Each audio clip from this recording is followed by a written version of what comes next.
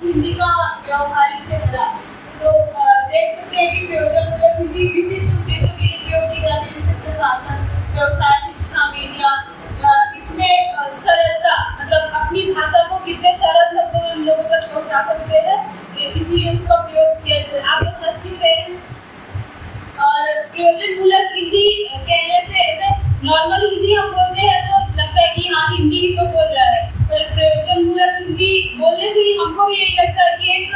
प्रभाव डालने वाली हिंदी। तो उसी तरह से हम देख सकते हैं कि एक प्रभावी हिंदी, जैसे कार्यालय में हम बेसिक हिंदी का प्रयोग नहीं कर सकते हैं, उसके लिए एक विशिष्ट भाषा और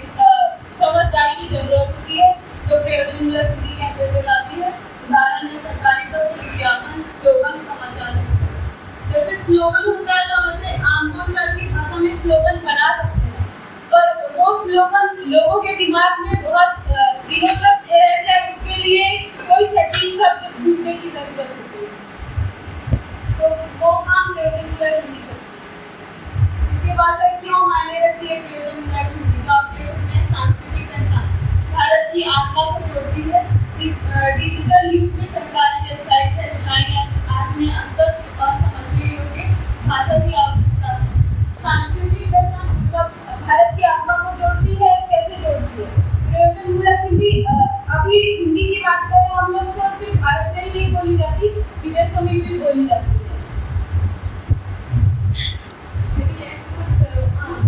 विदेशों में भी बोली जाती है, तो इससे तो हमारी मतलब हिंदी की सांस्कृतिक पहचान बनी ही है और विदेशों में भी इसकी पहचान बनती जा रही है। तो ये देख सकते हैं। और कॉर्पोरेट जगत में हिंदी में ग्राहक समाज के लिए प्रयोजन मूलक भाषा जरूरी है। जैसे कि हम कहीं भी जॉब करने जाते हैं तो उधर एक निश्चित भाषा की जरूरत होती है, हमें से वो जो बोल रहे हैं क्लास में जो बोल रहे हैं, यहाँ तक कि क्लास में भी हमको एक अच्छी तरह से भाषा बोलने की जरूरत होती है, पर हम नहीं बोल पाते हैं। हम वही जैसे दोस्तों से बोल रहे हैं वैसे क्लास में बोल रहे हैं। जैसे कि टीचर्स लोग बताते हैं कि अभी हम मास्टर्स में आ गए तो हमको किसी सवाल का जवाब कैसे देना है वो हमको पता होना चाहिए,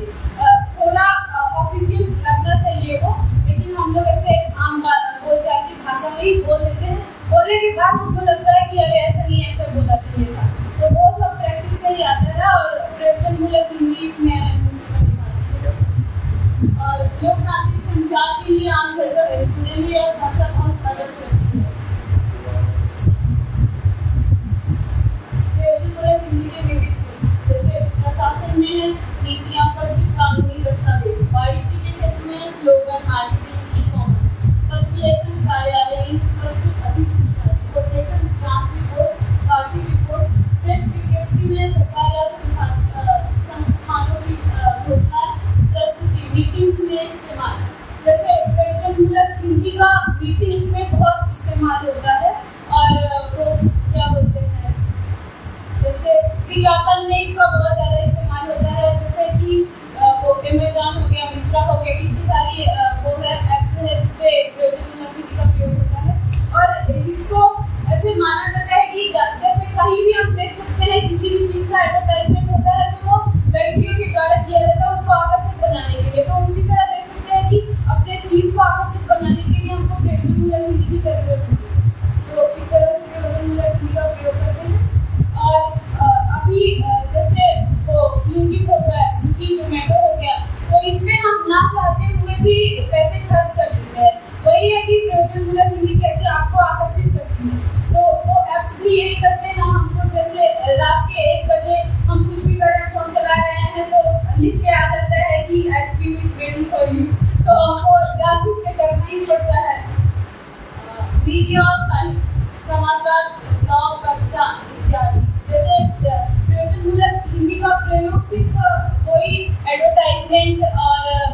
जॉब ये सब क्षेत्र में नहीं है, इसका प्रयोग साहित्य में भी होता है, विज्ञान में भी होता है, वाणिज्य में भी होता है, हर क्षेत्र में इसका प्रयोग।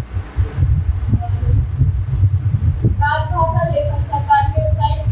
RTI जैसे प्रयोजन मूलक हिंदी का प्रयोग सरकारी कार्यों में ज़्यादा होता है और निजी कार्यों में भी हम लोग इसका प्रयोग करते हैं। चुनौतियाँ और अवसर, चुनौतियों में देख सकते हैं पहला तकनीकी शब्दावली की कमी, आधुनिक विषयों जैसे टेक्नोलॉजी, मेडिकल, आर्टिफिशियल इंटेलिजेंस, हाल ही में हिंदी की नृत्य स्पर्धावली सीमित वो तो आप लोग को पता है कि इसमें जैसे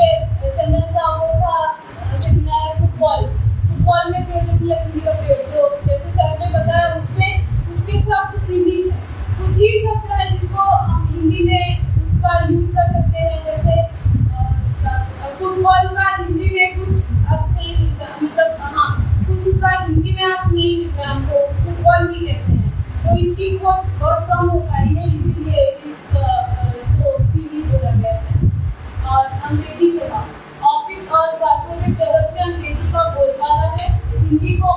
अक्सर गैर पेशेवर या कम असरदार माना जाता है तो आप लोग को पता है कि हर जगह इंग्लिश का प्रयोग होता है यहाँ भी हम लोग आए हैं तो सिर्फ हिंदी डिपार्टमेंट में हिंदी का प्रयोग है कहीं भी हम जाते हैं किसी अदर डिपार्टमेंट में कोई ऑफिशियल काम हमको है कहीं एक लेटर भी लिखना है तो हम हिंदी में नहीं लिख सकते हमको इंग्लिश में ही लिखना है हिंदी में लेके जाएंगे तो वो लोग रिजेक्ट कर देंगे एक्सेप्ट नहीं करेंगे तो वो अलग दिक्कत है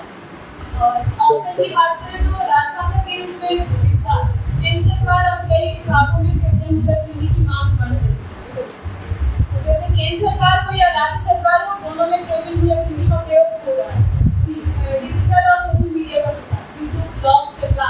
सरकारी मोबाइल ऐप आदि में हिंदी का प्रयोग की मांग कर लोकलाइजेशन में हिंदी की भूमिका और यहाँ पे देख सकते हैं कि कितने जगहों पे हिंदी बोली जाती है ये मैप में आप हिंदी को अपनाया और बदलाव है